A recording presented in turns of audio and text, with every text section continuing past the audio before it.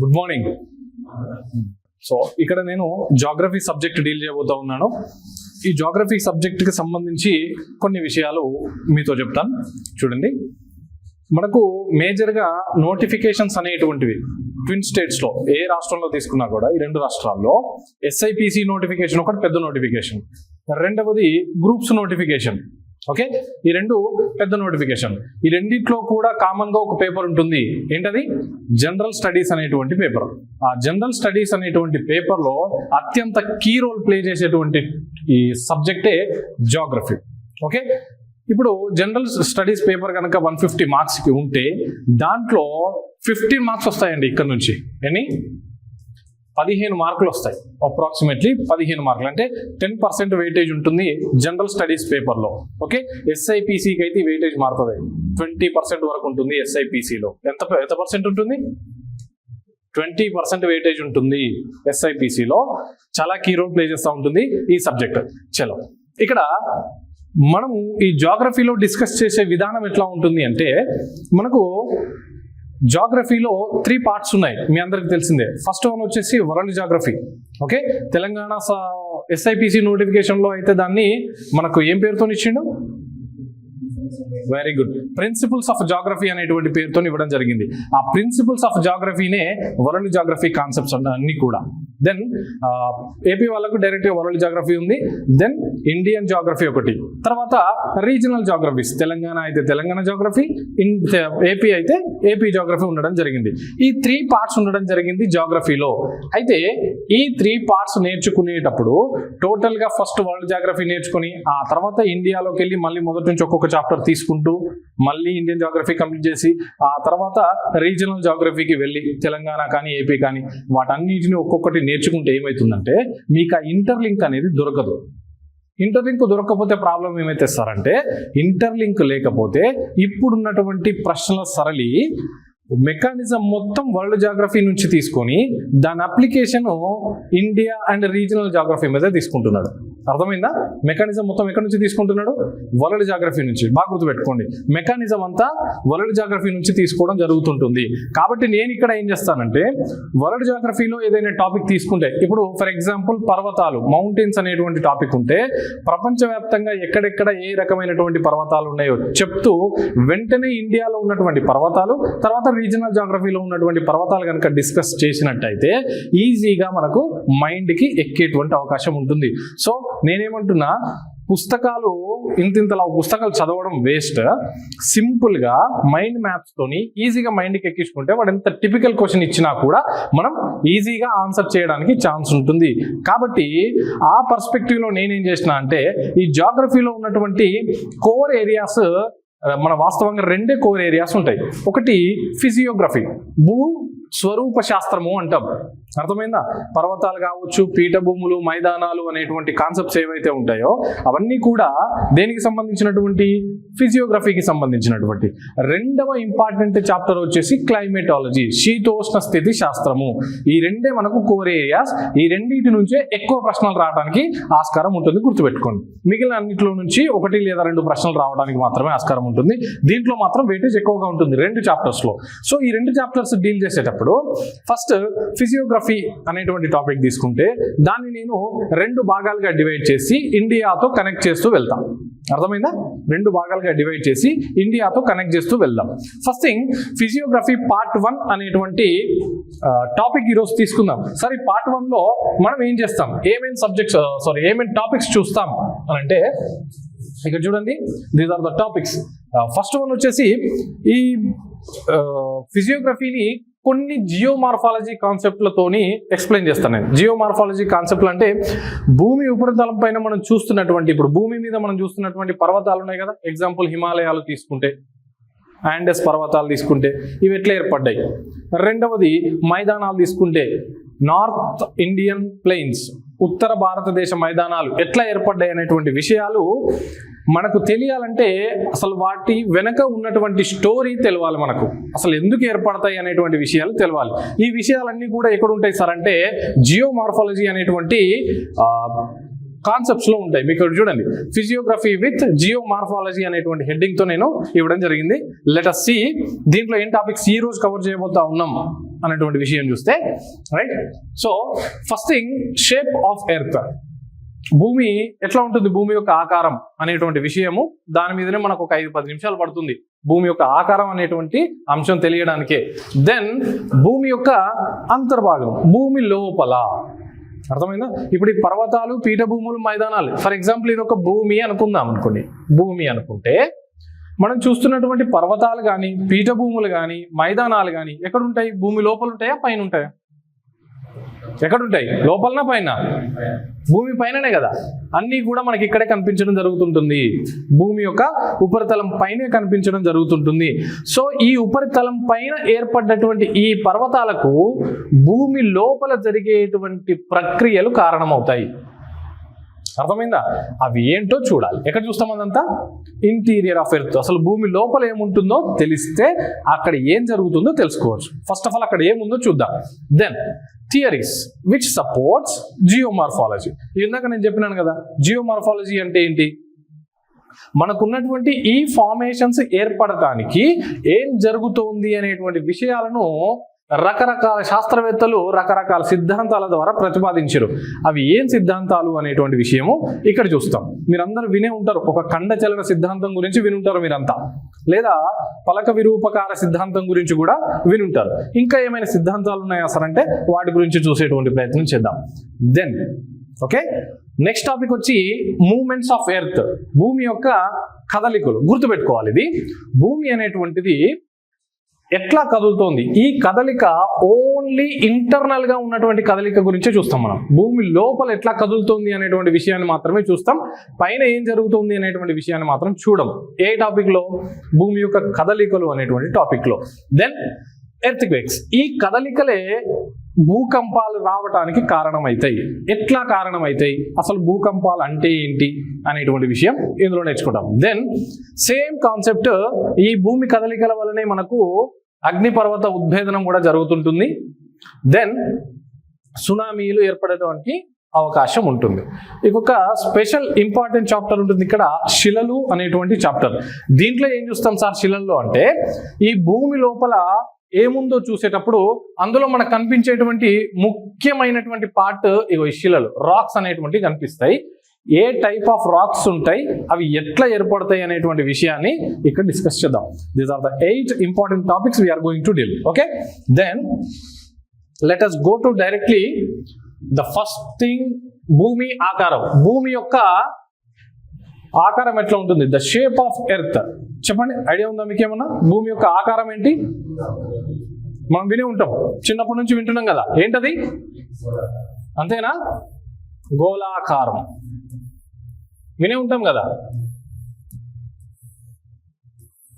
Spherical shape,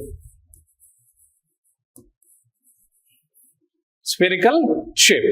exam లో కనుక option ఏలో ఇది కనపడితే మనం టిక్ చేసి వస్తే ఆన్సర్ రాంగ్. ఇక్కడే పడిపోద్ది దెబ్బ.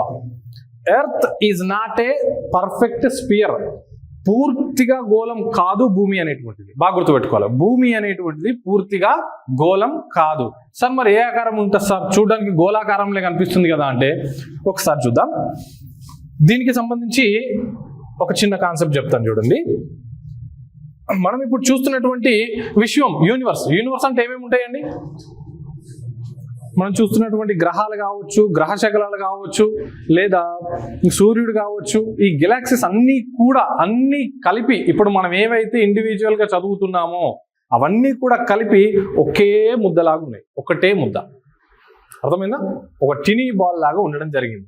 ఎప్పుడయ్యా అంటే 13.7 బిలియన్ ఇయర్స్ ఎగో. ఎట్లా ఉండేది అంటే ఒక టైనీ బాల్ లాగా ఉండేది.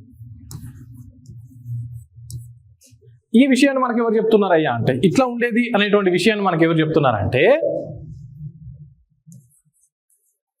జార్జ్ లైమేటర్ అనేటువంటి శాస్త్రవేత్త 1927లో ఒక థియరీని ప్రపోజ్ చేసిండు. దాన్నే మనం బిగ్ బ్యాంగ్ సిద్ధాంతం అని పిలుస్తున్నాం. ఏమంటున్నాం? జాగ్రత్తగా వినాలి. బిగ్ బ్యాంగ్ సిద్ధాంతం. అర్థమైందా? ఈ బిగ్ బ్యాంగ్ సిద్ధాంతంలో ఏం చెప్తున్నాడు ఈయన అంట, 13.7 బిలియన్ సంవత్సరాల కింద ఈ విశ్వం అంతా కూడా ఎట్లా ఉంది అంటే ఒకటే ముద్దలాగా ఉంది అని చెప్తున్నాడు. చలో let us take an example. మీరు దయచేసి ఒకటి గమనించండి. ఈ యాజ్ ఇట్ ఈస్గా స్లైడ్స్ మీకు ఇస్తాను నేను. మీరు ఎట్టి పరిస్థితుల్లో రాయడానికి ప్రయత్నం చేయకండి, ఓన్లీ వినండి అంతే. ఒకేసారి మైండ్కి ఎక్కిపోతుంది. అర్థమైందా? నేను అష్యూరెన్స్ ఇస్తున్నా మీకు, ఒకేసారికి మైండ్కి ఎక్కుతుంది. కావాలంటే క్లాస్ అయిపోయినాక చూడండి, మీరే చెప్తాను నాకు అన్నమాట. సో 13.7 బిలియన్ ఇయర్స్ ఎగో ఏమంటున్నాడు, ఒక టైనీ బాల్ లాగా ఉందంటున్నాడు. అది ఎట్లుండేది అనేటువంటి విషయం చూస్తే, ఫర్ ఎగ్జాంపుల్ ఒక ఎగ్జాంపుల్ తీసుకొని చూద్దాం. మీరు చెప్పండి నాకు ఆన్సర్స్, నేను క్వశ్చన్స్ అడుగుతుంటా. ఈ రూమ్ యొక్క కెపాసిటీ ఒక 100 మెంబర్స్ అనుకుందాం. టైట్ కూర్చుంటే ఎంతమంది పడతాం? 100 మెంబర్స్ పడతాం. ఒక 50 మెంబర్స్ని ఎక్స్ట్రా తీసుకొచ్చి కూర్చోబెడితే ఏమవుతుంది? మీకు కంజెస్టెడ్ అవుతుంది. కంజెస్టెడ్ అంటే మీనింగ్ ఏంటి? మనం చిన్నప్పుడు చదువుతాం కదా, ఒక బెంచ్, స్కూల్ బెంచ్లో ముగ్గురు పట్టేటువంటి బెంచ్లో స్కూల్లో 4-5 కూర్చోబెడుతుండే. మనం ఏమంటాం? పక్కన ఉండండి, ఏ ఒత్తిడి అవుతుంది కొంచెం జరుగు అంటామా లేదా? రైట్. ఏంటి ఆ పదం? మనం వాడినటువంటి పదం ఏంటి? ఒత్తిడి. ఒత్తిడి అనేటువంటి పదం వాడడం జరుగుతుంటుంది. అంటే ఈ రూమ్ యొక్క కెపాసిటీ కంటే ఎక్కువ మందిని తీసుకొచ్చి కూర్చోబెట్టాను అనుకోండి, ఏమవుతుంది మీకు? ప్రెషర్ ఏమవుతుంది? ఒత్తిడి అంటే ప్రెషర్. ప్రెషర్ ఏమవుతుంది ఇక్కడ? ప్రెషర్ ఏమవుతుంది? ఇదిగో ప్రెషర్ అనేటువంటిది పెరుగుతుంది. ప్రెషర్ పెరుగుతుంది. 200 మెంబర్స్ని తీసుకొచ్చి కూర్చోబెట్టిన ఈ రూమ్లో ఎట్లా ఉంటుంది మీ సిచ్యువేషన్? 100 మెంబర్స్ ఉన్నప్పుడు కొంచెం ఫ్రీగా ఉంటుంది, మీకు కూల్గా చల్లగా అనిపిస్తుంటుంది. 200 మందిని తీసుకొస్తే వేడి పెరుగుతుందా పెరగదా? వేడి పెరుగుతుందా పెరగదా? ఎందుకు పెరుగుతుంది? పార్టికల్స్ ఎక్కువ అయినాయి అనుకోండి, డెన్సిటీ ఎక్కువగా అయింది అని అర్థం. అంటే 100 మంది ఉంటే 100 పార్టికల్స్ ఉన్నాయని లెక్క. మీరు 200 మంది అయితే 200 పార్టికల్స్ ఉన్నాయని లెక్క. అంటే నంబర్ ఆఫ్ పార్టికల్స్ పెరుగుతున్నా కొద్ది టెంపరేచర్ ఏమవుతుంది? ఇక్కడ జాగ్రత్తగా గమనించాలి. ప్రెషర్ పెరుగుతోంది. దేనివల్ల పెరుగుతోంది అంటే డ్యూ టు డెన్సిటీ. ఏం పెరుగుతుంది ఇక్కడ? డెన్సిటీ పెరగడం వలన ప్రెషర్ ఏమవుతుంది? పెరుగుతుందా లేదా? కంటిన్యూస్గా పెరుగుతుంది. ఇప్పుడు డెన్సిటీ పెరిగింది అంటే, ప్రెషర్ పెరిగింది అంటే ఆటోమేటిక్గా టెంపరేచర్ పెరుగుతుందా తగ్గుతుందా? ఏమవుతుంది? నంబర్ ఆఫ్ పార్టికల్స్ ఎక్కువవుతున్నా కొద్ది టెంపరేచర్ ఏమవుతుంటుంది? పెరుగుతుంటుంది. ఇక్కడ బాగా జాగ్రత్తగా గమనించాలి. దిస్ ఇంప్లైస్ టెంపరేచర్, ఉష్ణోగ్రత అనేటువంటిది ఏం జరుగుతుందండి? కంటిన్యూస్గా పెరుగుతుంటుంది. సో ఈ టినీ బాల్లో ఇప్పుడు మనం చూస్తున్నటువంటి విశ్వం మొత్తం ఒకటే దగ్గర ఉంది అంటే అక్కడ నంబర్ ఆఫ్ పార్టికల్స్ ఎక్కువగా ఉన్నట్ట తక్కువగా ఉన్నట్ట? ఎక్కువగా. సో ఆటోమేటిక్గా ప్రెషర్ క్రియేట్ అయిందా లేదా? దెన్ ఆ డెన్సిటీ ప్రెషర్ క్రియేట్ అయింది అంటే అది ఆటోమేటిక్గా దాంట్లో ఏం పెరుగుతుంది? టెంపరేచర్ కీప్స్ ఆన్ ఇంక్రీజింగ్, పెరుగుతూనే ఉంటుంది, కంటిన్యూస్గా పెరుగుతుంటుంది. ఒకానొక స్టేజ్కి వచ్చేసరికి ఈ టెంపరేచర్ హైయెస్ట్ టెంపరేచర్కి రీచ్ అవ్వడం వలన మొత్తం యూనివర్స్ అంతా బ్లాస్ట్ అయిపోయింది. ఏం జరిగిందండి? మొత్తం యూనివర్స్ అంతా బ్లాస్ట్ అయింది.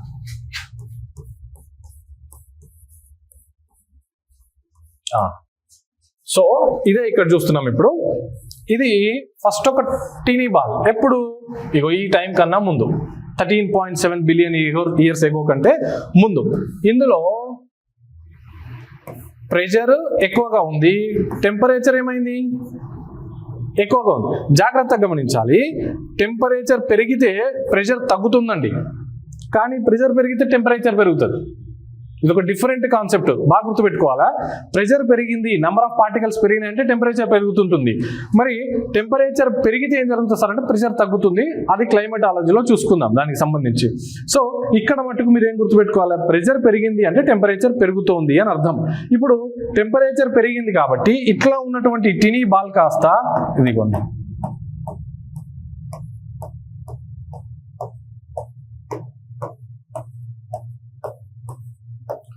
ఇట్లా విడిపోయింది, బ్లాస్ట్. ఎప్పుడు ఇది?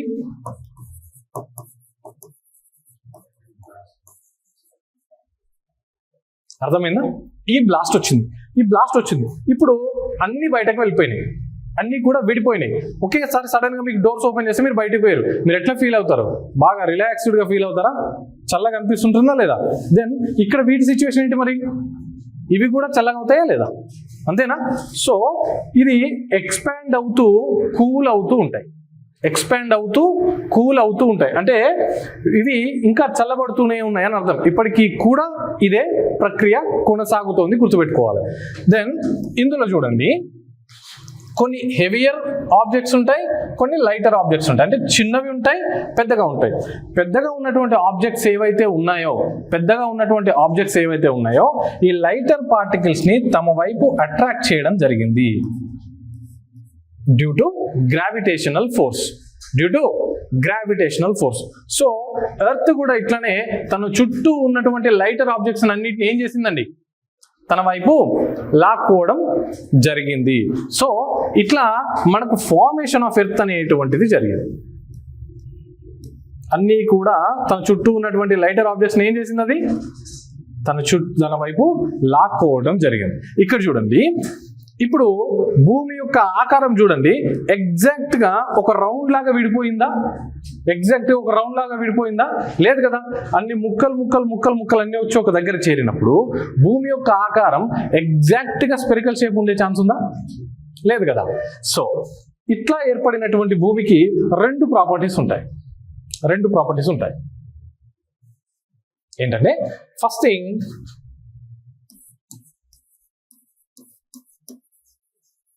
ప్రాపర్టీస్ లో ఫస్ట్ థింగ్ ఏంటి అంటే, ఒకటి రొటేషన్, రెండవది రెవల్యూషన్. సార్ ఏంటి రొటేషన్ ఏంది, రెవల్యూషన్ ఏంటి అంటే, భూమి ఇందాక కదలికలు అని చెప్పినాం కదా, భూమి లోపల జరిగేటువంటి కదలికల గురించి చూసినాం కదా. ఇప్పుడు ఈ కదలికల గురించి చూద్దాం. భూమి సూర్యుని చుట్టూ తిరుగుతుంటుంది, ఈ విషయం మనకు తెలుసు కదా. దట్ ఈస్ రెవల్యూషన్, పరిభ్రమణం. ఎవరి చుట్టూ తిరుగుతుంటుంది? భూమి సూర్యుని చుట్టూ తిరుగుతుంటుంది. దానితో పాటు భూమి తన చుట్టూ తాను కూడా తిరుగుతుంటుంది. అర్థమైందా? So if it is earth, ఒకవేళ భూమి అనుకుంటే ఇది తన చుట్టూ తాను ఇట్లా రౌండ్ గా తిరుగుతూనే ఎవరి చుట్టూ తిరుగుతోంది? Very good. ఎవరి చుట్టూ తిరుగుతోంది? సూర్యుని చుట్టూ. తన చుట్టూ తాను కంటిన్యూస్ గా తిరుగుతూ ఎవరి చుట్టూ తిరుగుతోంది? భూమి తన చుట్టూ తాను తిరగడానికి పట్టేటువంటి టైము, భూమి తన చుట్టూ తాను తిరగడానికి పట్టేటువంటి టైము 1 డే, ఒక రోజు అంటాం. భూమి సూర్యుని చుట్టూ తిరగడానికి 365 days. So that is 1 year. అంటే భూమి సూర్యుని చుట్టూ ఒకసారి తిరిగి వచ్చేటువంటి క్రమంలో తన చుట్టూ తాను ఎన్నిసార్లు తిరుగుతుంది? అంతే కదా. ఎన్ని రోజులు ఉంటే అన్ని సార్లు అని అర్థం, అంతే కదా. సో దెన్ ఇప్పుడు చూడండి, ఇంకో ఎగ్జాంపుల్ తీసుకుందాం. ఏదైనా ప్రాబ్లం ఉంటే చెప్పండి, ముందే. రైట్, అర్థం కాకపోతే చెప్పండి ముందే నాకు. దెన్ ఒక చిన్న ఎగ్జాంపుల్ తీసుకుందాం. భూమి తన చుట్టూ తాను తిరుగుతోంది, అవునా? సో మనము మీకు ఒడిశాలు అంటారు, ఐడియా ఉందా? పాతకాలంలో ఏం చేసేవాళ్ళంటే, మన తాతల కాలంలో ఈ వరి పొలాలు కానీ, మొక్కజొన్న కానీ, జొన్న పొలాలలో ఏం చేసేవాళ్ళంటే, పిట్టలను కొట్టడానికి ఒక తాడు లాంటి నిర్మాణం ఉంటుంది. దాని ఎడ్జ్లో ఒక రాయిని పెట్టి తిప్పుతారు. ఇట్లా తిప్పుతున్నప్పుడు రాయి బయట వైపు వెళ్ళడానికి ప్రయత్నం చేస్తుంటుందా, లోపల వైపు రావడానికి ప్రయత్నం చేస్తుంటుందా? కదా. సో ఇక్కడ నేను భూమిని కూడా రౌండ్గా అట్లానే తిప్పుతున్నాను, అంతేగా. తిరుగుతుంది కదా భూమి. తిప్పుతున్నప్పుడు ఫోర్స్ బయట వైపు పనిచేస్తుందా, లోపల వైపు పనిచేస్తుందా? కదా. లోపల వైపు పనిచేస్తే దాన్ని సెంట్రిపీటల్ ఫోర్స్ అని, బయట వైపు పనిచేస్తే దాన్ని సెంట్రిఫ్యూగల్ ఫోర్స్ అని. ఓకే, లోపల వైపు పనిచేస్తే దాన్ని అభికేంద్ర బలం అని, బయట వైపు పనిచేస్తే దాన్ని అపకేంద్ర బలము అనేటువంటి పేరుతో పిలుస్తున్నాం. ఇప్పుడు చెప్పండి నాకు, భూమి తన చుట్టూ తాను తిరుగుతున్నటువంటి క్రమంలో ఇక్కడ మనకు ఏ బలం పనిచేస్తుంది? అపకేంద్ర బలమా, అభికేంద్ర బలమా? సో అపకేంద్ర బలం అనేటువంటి కాన్సెప్ట్ తీసుకుందాం ఇక్కడ. అంటే భూమి యొక్క నిర్మాణం కనుక ఇట్లా ఉంది అనుకోండి, భూమి యొక్క నిర్మాణం ఇట్లా ఉంటే మనం అనుకున్నట్టుగానే స్పెరికల్ షేప్ అని అనుకుందాం. కాసేపు స్పెరికల్ షేపే ఉంది అనుకుందాం. ఇప్పుడు ఇది ఏం చేస్తోంది? వెస్ట్ సైడ్ నుంచి ఈస్ట్ సైడ్, బాగా గుర్తుపెట్టుకోవాలి. మీకు డైరెక్షన్స్ ఐడియా ఉన్నాయి కదమ్మా, చెప్పండి. North, south, very good. North east, ఇది very good. South west, north west. ఉత్తరము, ఈశాన్యము, తూర్పు, ఆగ్నేయము, దక్షిణము, నైరుతి, పశ్చిమం అండ్ వాయువ్య దిశలు. సో ఇక్కడ చూద్దాం, ఎటువైపు నుంచి ఎటువైపు తిరుగుతుందంట ఎర్త్. Very good. వెస్ట్ నుంచి ఈస్ట్ వైపుగా తిరుగుతోంది అంటున్నాడు. ఇది గుర్తుపెట్టుకోండి, ఈ డైరెక్షన్ కూడా గుర్తుపెట్టుకోండి. వెస్ట్ నుంచి ఈస్ట్ వైపు అంటే ఏంటి, ఈక్వేటర్ని బేస్ చేసుకొని తిరుగుతోందా, లేకపోతే ఇగో ఈ పాయింట్ని పోల్స్ అనేటువంటి పేరుతో పిలుస్తాం. ఈ పాయింట్స్ని బేస్ చేసుకొని తిరుగుతోందా, పైకి కిందకి ఇట్లా తిరుగుతోందా కదా, సైడ్కి తిరుగుతుంది కదా. ఇప్పుడు చెప్పండి, మనకు అపకేంద్ర బలం అనేటువంటిది ఇక్కడ ఎక్కువగా పనిచేస్తుందా, ఇక్కడ ఎక్కువగా పనిచేస్తుందా? ఎక్కడ? ఈ ప్రాంతాల్లో ఎక్కువగా పనిచేస్తుంటుంది, అంతేనా? సో ఇక్కడ ఒకవేళ భూమి కనుక ఇట్లా తిరుగుతూ ఉంటే పైన కింద పనిచేస్తుంది. బట్ ఎట్లా తిరుగుతుంది అంటున్నాడు, ఇటు నుంచి ఇటు తిరుగుతుంది. కాబట్టి ఎక్కువ ఎక్కడ పనిచేస్తుంది బలం? ఎగ్జాక్ట్ గా మిడిల్లో. దీన్ని ఈక్వేటర్, భూమధ్య రేఖ, భూమిని 2 భాగాలుగా కట్ చేస్తుంది కాబట్టి భూమధ్య రేఖ అనేటువంటి పేరుతోని పిలవడం జరుగుతుంటుంది. సో ఇక్కడ ఎక్కువగా పనిచేస్తుంది కాబట్టి ఇప్పుడు చెప్పండి, ఇక్కడ ఉన్నటువంటి ఆబ్జెక్ట్స్ దూరంగా వెళ్ళడానికి ట్రై చేస్తాయా, ఇక్కడ ఉన్నటువంటి? అంటే భూమి యొక్క విడ్త్ ఇక్కడ ఎక్కువగా వచ్చే ఛాన్స్ ఉందా, ఇక్కడ ఎక్కువగా వచ్చే ఛాన్స్ ఉందా? ఎక్కడ? Very good. సో దెన్ ఈ షేప్ చూడండి,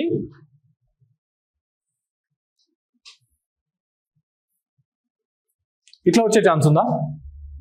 ఇంతేనా? అంతే కదమ్మా. సో ఇప్పుడు చూడండి, ఇదైతే పర్ఫెక్ట్ స్పియర్. మరి భూమి పర్ఫెక్ట్ స్పియర్ లాగా ఉందా?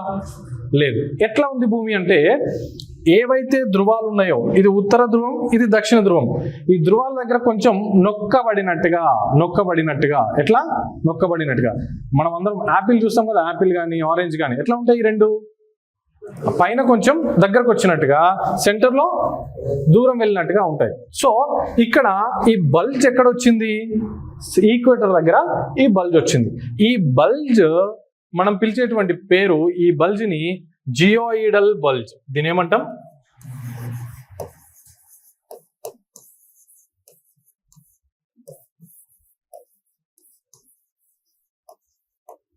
ఏమంటాం దీన్ని? జియోయిడల్ బల్జ్ అనేటువంటి పేరుతో పిలుస్తాం.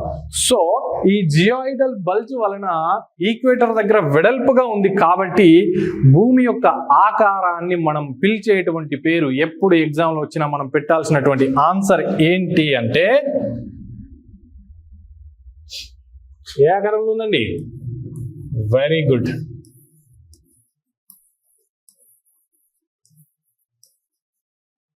అంతేనా? భూమి యొక్క ఆకారం ఏంటి? జియోయిడ్. తమ రాయకండి, వినండి, ఓన్లీ వినండి అంతే. సో ఏంటి? గోళాకారమా? కాదు. ఏంటి ఆన్సర్? జియోయిడ్ అనేటువంటిది ఆన్సర్. సార్ మీరు చెప్పింది నిజమా కాదా అని మనకు డౌట్ వస్తే, శాస్త్రవేత్తలందరూ కూడా భూమి యొక్క చుట్టుకొలతను తీసుకోవడం జరిగింది. ఎంత ఉందయ్యా భూమి యొక్క చుట్టుకొలత అని చూస్తే, ఇదిగో పైన నార్త్ పోల్ అన్నాం కదా, కింద సౌత్ పోల్ అన్నాం కదండి. ఇక్కడి నుంచి ఇక్కడికి కనుక చుట్టుకొలత, చుట్టూ మనం కొలుసుకుంటూ వెళ్తే ఉన్నటువంటి డిస్టెన్స్ ఎంత ఉంది అనేటువంటి విషయం చూస్తే ఎంత ఉందండి? పోల్ నుంచి పోల్ వరకు 40,008 కిలోమీటర్లు. ఎంత? సో మన లెక్క ప్రకారం ఈ డిస్టెన్స్ కంటే ఈ డిస్టెన్స్ ఎక్కువ ఉండాలా, తక్కువ ఉండాలా? ఎక్కువ ఉండాలి కదా. సో ఎంత ఉందయ్యా ఇటు నుంచి ఈక్వేటర్ దగ్గర కనుక మనం తీసుకున్నట్టయితే అంటే ఎంత ఉందండి? 40,075 కిలోమీటర్స్. చూడండి, దీనికన్నా ఎక్కువగా ఉందా లేదా? సో ఇది ఇప్పుడు పర్ఫెక్ట్ స్పియర్ అవుతుందా? అవ్వదు. So shape of earth is geoid. So ఇది మనము చుట్టూ చూస్తున్నటువంటి ప్రక్రియ, భూమి పైన చూస్తున్నాం. మరి లోపల నుంచి చూద్దాం ఒకసారి. లోపల నుంచి లెంత్ ఎంత ఉంటుంది అనేటువంటి విషయం తీసుకుంటే, నార్త్ పోల్ నుంచి సెంటర్ ఆఫ్ ఒక బాల్ తీసుకుందాం. రబ్బర్ బాల్ తీసుకొని దానికి ఎగ్జాక్ట్ గా సెంటర్ నుంచి ఒక నీడిల్లో ఒక సూదిని సెంటర్ లో నుంచి కూర్చుదాం. సో దాని లెంత్ ఆటోమేటిక్గా తెలిసిపోతుంది కదా లోపల ఎంత ఉందో అనేటువంటి విషయాన్ని. అట్లానే భూమి లోపల వైపు నుంచి కనుక మనం తీసుకుంటే ఎంత ఉందా డిస్టెన్స్? ఎంత ఉంది? 12,714. అదే ఇక్కడ ఈక్వేటర్ దగ్గర తీసుకుంటే 12,756. సో ఇది ఎక్కువ ఉందా, ఇది ఎక్కువ ఉందా చూసుకోండి. ఆటోమేటిక్గా మనకు అర్థమైపోతున్నటువంటి విషయం ఏంటి, ఇక్కడ భూమి అనేటువంటిది పర్ఫెక్ట్గా ఒక గోళం కాదు, దాని యొక్క ఆకారంలో కొద్దిగా మార్పు ఉంది కాబట్టి దాన్ని పిలిచేటువంటి పేరు జియాయిడ్. ఎవరికైనా అర్థం కాలేదా ఇది? ఎందుకు జియాయిడల్ షేప్ వచ్చింది అనేటువంటి విషయం ఎవరికైనా అర్థమైందా, కాలేదా? మీరు క్లియర్ అంటే నేను ముందుకెళ్తా. ఎస్ కదా? దెన్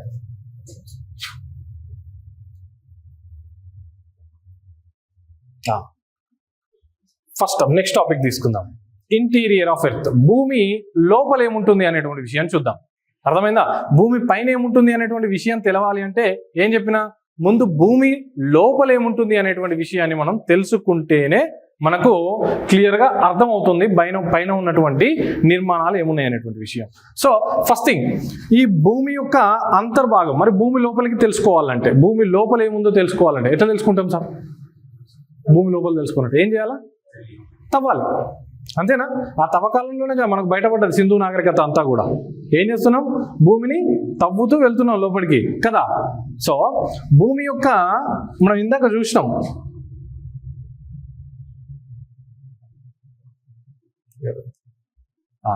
లోపలికి తవ్వుకుంటూ వెళ్ళాలా అంటే ఎక్కడి వరకు వెళ్ళాలి నేను? ఇగో సెంటర్ వరకు వెళ్ళాలి నేను కదా. ఈ సెంటర్ వరకు వెళ్ళాలంటే ఇది టోటల్గా 12,700 కిలోమీటర్లు. అంటే దగ్గర నేను ఈ మధ్యలోకి వెళ్ళాలంటే 6,300 కిలోమీటర్లు వెళ్ళాలి. ఎంత వెళ్ళాలి? అంతేనా? ఎన్ని కిలోమీటర్లు తవ్వాలి నేను? 6,000 కిలోమీటర్లు. సో మీరు చెప్పినట్టుగానే భూమి గురించి తెలుసుకోవడానికి శాస్త్రవేత్తలందరూ కూడా తవ్వుదాం అనేటువంటి నిర్ణయానికి వచ్చారు. అయితే తవ్వుతే డైరెక్ట్గా లోపల ఏముందో కనిపిస్తుంది, మన కళ్ళతో చూడొచ్చు, అంతేనా కదా? మన కళ్ళతో చూసేది ఏదైనా కూడా డైరెక్ట్ ఎవిడెన్స్, ప్రత్యక్ష ఆధారం. మనకి కళ్ళకు కనిపించింది పరోక్షంగా కనిపిస్తుంది కాబట్టి పరోక్ష ఆధారం, ఇండైరెక్ట్. ఇవేంటి? డైరెక్ట్ సోర్సెస్, ఇవి ఇండైరెక్ట్ సోర్సెస్. తెలుసుకోవడానికి చూద్దాం. సో డైరెక్ట్ సోర్సెస్ లో మనం చేయాలనుకున్న ఫస్ట్ పని ఏంది? తవ్వాలి లోపలికి. ఈ తవ్వుదాం అనే ఉద్దేశంతో ఎక్కడ అంటే రష్యాలో, ఎక్కడ?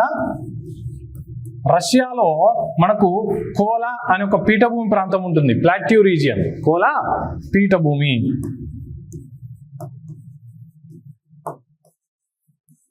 ఈ ప్రాంతంలో తవ్వడం మొదలుపెట్టారు.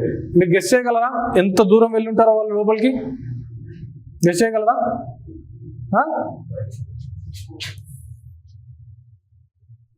12.2 కిలోమీటర్లు తవ్వగలిగారు. ఎంత తవ్వగలిగారు? 12.2 కిలోమీటర్లు తవ్వగలిగారు. ఇంకా ఎంత తవ్వాలి? ఇంకా ఎంత? అప్రాక్సిమేట్లీ ఎక్కడి వరకు వెళ్ళాలి మనం? 6,300 కిలోమీటర్స్ వరకు. అయ్యే పనేనా? సో ఇది ఫస్ట్ థింగ్. రెండవది, నాసా వాళ్ళు కూడా ట్రై చేస్తున్నారు దీనికోసం. నాసా వాళ్ళు ఒక రోబోట్ని తీసుకొచ్చారు, డెప్త్ ఎక్స్ అనేటువంటి రోబోట్.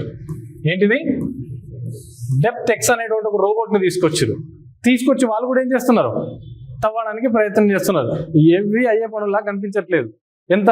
జస్ట్ మనం 12 కిలోమీటర్ల లోపల వరకు ఏముందో కనిపెట్టగలుగుతున్నాం, అంతే. అంతకు మించి బియాండ్ దట్ మనం వెళ్ళలేకపోతున్నాం. సో దెన్ సార్ మరి ఎట్లా తెలుస్తాయి సార్ ఏమున్నాయి అనేటువంటి విషయం? ఈ త్రవ్వకాల ద్వారా తెలియకపోతే ఇది ఇంపాసిబుల్ లాగా కనిపిస్తుంది కదా. అంటే భూమి లోపలి నుంచి అగ్నిపర్వతం అనేటువంటి మాట మీరు ఎప్పుడన్నా విన్నారా? అగ్నిపర్వత ఉద్భేదనం, వోల్కానిక్ ఎరప్షన్. ఈ వోల్కానిక్ ఎరప్షన్ ఏదైతే ఉందో భూమి లోపల నుంచి బయటకు వస్తుంది కదా. ఏమొస్తుంది భూమి లోపల నుంచి బయటకి? ఏమొస్తుంది? లావా వస్తుందా? వెరీ గుడ్, బాగా గుర్తుపెట్టుకోండి. భూమి లోపల నుంచి ఉపరితలాన్ని చేరేంత వరకు దాన్ని పిలవాల్సినటువంటి పేరు. ఉపరితలం అంటే మళ్ళీ సర్ఫేస్ అంటే ఏంటి? మనం నుంచున్నటువంటి ప్రాంతం, దాన్ని ఉపరితలం అనేటువంటి పేరుతో పిలుస్తాం. తలం అంటే ప్లేస్, ఉపరి అంటే పైన ఉన్నటువంటి భూభాగం.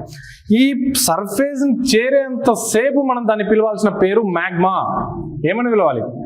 వన్స్ అది దాటింది అంటే లావా. ఎందుకు విలువాలో చూద్దాం అగ్నిపర్వతం అనేటువంటి టాపిక్ వచ్చినప్పుడు. సో ఏంటి, ఈ మ్యాగ్మా లోపల నుంచి బయటకు వస్తుంది, అంతేనా?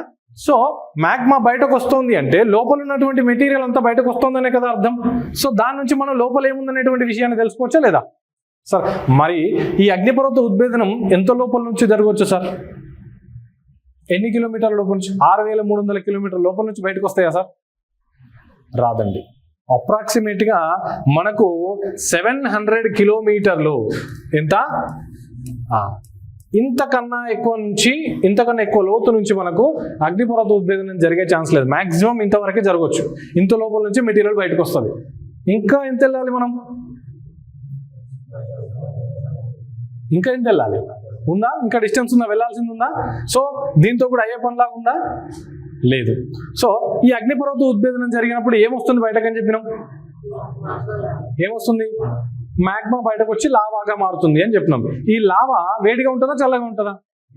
వేడిగా ఉన్నటువంటి లావా చిక్కగా ఉంటుంది, వేడిగా ఉంటుంది, ఒక విస్కస్ మెటీరియల్ లాగా. ఇది చల్లారి సాలిడిఫై అయ్యి గట్టిగా అయిపోతుంది. ఆ గట్టిగా అయిపోయినటువంటి పదార్థాన్ని మనం ఏమని పిలుస్తున్నాం అంటే రాక్స్ అంటున్నాం, అంతేనా? సో ఈ అగ్నిపర్వత ఉద్భేదనం తర్వాత మనకి ఏర్పడినటువంటి ఈ శిలలు ఏవైతే ఉంటాయో, ఈ శిలల గురించి కనుక మనం చదివితే అప్రాక్సిమేట్గా మనకి ఎంత, 700 కిలోమీటర్స్ వరకు లోపల ఏముందో తెలుసుకునేటువంటి అవకాశం ఉంటుంది తప్పితే బియాండ్ దట్ మనకు తెలుసుకునేటువంటి ఛాన్స్ అయితే లేదు, లోపల ఏం జరుగుతుంది అనేటువంటి విషయం. సో దానికోసమనే మనం ఇక డైరెక్ట్ సోర్సెస్ మీద ఆధారపడడం అనేటువంటిది చాలా కష్టతరమైనటువంటి విషయం. కాబట్టి మనం ఎక్కడికి వెళ్ళాం? ఇండైరెక్ట్ సోర్సెస్కి వెళ్ళడం జరిగింది. Indirect sources, okay. Indirect sources ద్వారా డైరెక్ట్ సోర్సెస్ లో వీ కెన్ విజిబిల్లీ మనం చూడవచ్చు, దాన్ని విజువల్ గా మనం చూడొచ్చు. బట్ ఇండైరెక్ట్ సోర్స్ లో మనం చూడలేము, ఊహించడం మాత్రమే. సార్ ఎట్లా ఫస్ట్ థింగ్ ఎట్లా చేస్తాము అంటే, ఇక ఫస్ట్ థింగ్ దేని నుంచి చేస్తాం? భూకంప తరంగాలు, సిస్మిక్ వేవ్స్.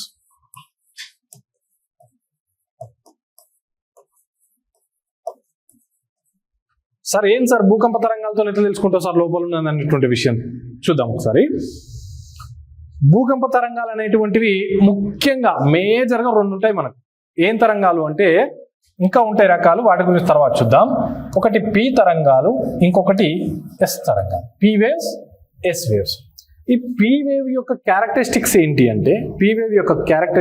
అంటే, ఇది లిక్విడ్లలో కూడా ప్రయాణం చేస్తుంది. లిక్విడ్స్, వాటర్ లాంటి ద్రవ పదార్థాలలో ప్రయాణం చేస్తుంది. రెండవది ప్లస్ సాలిడ్స్ లో కూడా, ఘన పదార్థాలలో కూడా ప్రయాణం చేస్తుంది. దేంట్లో? ఘన పదార్థాలలో. సార్ ఘన పదార్థాలలో ఎట్లా ప్రయాణం చేస్తాయి సార్ అని మీకు డౌట్ వస్తే, ఫర్ ఎగ్జాంపుల్ ఒక రాడ్ తీసుకొని లాస్ట్ రాడ్ ఒక ఎండింగ్ వైపు ఒక సుత్తుతో కొట్టండి, ఇంకొక వైపు సౌండ్ వస్తుందా? వైబ్రేషన్ కానీ సౌండ్ కానీ వస్తుందా? రాదా? సో ఇట్లా ఈ వేవ్స్ అనేటువంటి ప్రయాణం చేస్తాయి. పి వేవ్స్ దేంట్లో? లిక్విడ్ లో, సాలిడ్స్ లో, ప్లస్ గ్యాసియస్ లో కూడా. ఆల్ మీడియంస్ లో, అన్ని రకాల మాధ్యమాలలో ప్రయాణం చేస్తాయి. ఏంటి అవి? పి తరంగాలు. ఎస్ తరంగాలు వచ్చేసి ఓన్లీ సాలిడ్స్ లో మాత్రమే, ఘన పదార్థాలలో మాత్రమే ప్రయాణం చేస్తాయి. దేంట్లో? ఓన్లీ ఘన పదార్థాలలో మాత్రమే ప్రయాణం చేస్తాయి. సో ఇప్పుడు నేను ఏం చేస్తున్నా అంటే, భూకంపం వచ్చినప్పుడు మనకి పి వేవ్స్, ఎస్ వేవ్స్ అనేటువంటి భూమి లోపల నుంచి వచ్చి వస్తాయి అనేటువంటి విషయం మనకు తెలుసు. నేనేం చేస్తున్నా, ఇప్పుడు ఆర్టిఫిషియల్ గా రివర్స్ లో భూమి పైన జనరేట్ చేసి భూమి లోపలికి పంపిస్తున్నా. అర్థమవుతుందా? భూమి లోపలికి పంపిస్తున్నప్పుడు మనకు ఇది ఎంత దూరం ట్రావెల్ చేస్తుంది, పర్టికులర్ పి వేవ్ అనేటువంటిది చూస్తాను నేను, ఎంత దూరం ట్రావెల్ చేస్తుంది అనేటువంటి విషయం. ఒకవేళ పి వేవ్ గనక ఇదిగో, ఇది భూమి యొక్క ఉపరితలం అనుకుందాం, మనం భూమి యొక్క ఉపరితలం అనుకుందాం. ఇక్కడ ఒక పి వేవ్ ని కనుక మనం పంపిస్తే మొత్తము 6300 లేదా 6200 కిలోమీటర్ల వరకు టోటల్ గా సాలిడ్ ఉన్నా, లిక్విడ్ ఉన్నా, గ్యాస్ ఉన్నా, ఏది ఉన్నా ఇది వెళ్ళిపోతుందా లేదా? వెళ్ళిపోతుంది కదా. దెన్ ఇప్పుడు నేను ఏం చేస్తున్నా అంటే, ఒక ఎస్ వేవ్ ని పంపిస్తున్నప్పుడు ఇది మధ్యలో ఇక్కడెక్కడన్నా లిక్విడ్ ఉందనుకోండి, ఇక్కడ నుంచి లిక్విడ్ ఉందనుకుందాం, ఫర్ ఎగ్జాంపుల్ అనుకుందాం. ఇది ఇక్కడ వరకు వచ్చి ఇక్కడి నుంచి కిందికి పోగలుగుతుందా? పోలేదు. ఎందుకు పోలేదు? ఆ లోపల లిక్విడ్ ఉంది కాబట్టి, ఎస్ వేవ్ లిక్విడ్ లో ప్రయాణం చేయదు కాబట్టి వెళ్ళదు లోపలికి. సో ఆటోమేటిక్గా మనం ఎస్ వేవ్ని పంపడం వలన ఎక్కడ లిక్విడ్ ఉంది అనేటువంటి విషయం మనకు తెలుస్తుందా లేదా, ఎంత లోతులో లిక్విడ్ ఉంది అనేటువంటి విషయం తెలుస్తుందా లేదా. అంటే భూమి లోపలికి వెళ్తున్న కొద్దీ ఎక్కడ లిక్విడ్ ఉంది, ఎక్కడ సాలిడ్ ఉంది అనేటువంటి విషయాన్ని మనం ఈజీగా తెలుసుకోవచ్చా, తెలుసుకోరాదా. సో ఇవి దేంతో తెలుసుకుంటున్న విషయాన్ని, సీస్మిక్ వేవ్స్, భూకంప తరంగాల ద్వారా భూమి అంతర్భాగంలో మనకి ఏమున్నది, లిక్విడ్ ఉందా సాలిడ్ ఉందా అనేటువంటి విషయాన్ని తెలుసుకోవడానికి మనకు ఒక ఛాన్స్ అయితే ఉంది. దెన్ ఇప్పుడు ఫర్ ఎగ్జాంపుల్ మనం స్కూల్ పుస్తకాలలో చూసుంటాము, ఒక గ్లాస్ తీసుకుంటాడు, దీనిలో హాఫ్ వాటర్ వేస్తాడు, ఒక స్పూన్ వేస్తాడు దీంట్లో. ఈ స్పూన్ ఇగో ఇట్లా వంగినట్టుగా కనిపిస్తుంది మనకు. చూసిరా ఎప్పుడన్నా? ఇప్పుడు మనం గ్లాస్లో వేసి చూసినా అట్లానే కనిపిస్తుంది స్పూన్. ఎందుకు ఇట్లా వంగినట్టు కనిపిస్తుంది? నీళ్ళలో గోంగనే ఏమన్నా వంగుతుందా? అది వంగదు కదా. ఎందుకు అట్లా కనిపిస్తుంది? కాంతి యొక్క వక్రీభవనం అనేటువంటి పేరుతో చదువుతాం కదా. సో మీడియం మారగానే ఇంతసేపు ఇగో ఇది గ్యాసియస్ మీడియమే కదా, వాయు పదార్థం. వాయు పదార్థంలో నుంచి మాధ్యమం మారింది. ఇక్కడ ఏమొచ్చింది? ఇక్కడ లిక్విడ్ వచ్చింది. అంటే మాధ్యమం మారగానే కాంతి వెళ్ళేటువంటి దిశ కొద్దిగా మారుతుందా లేదా.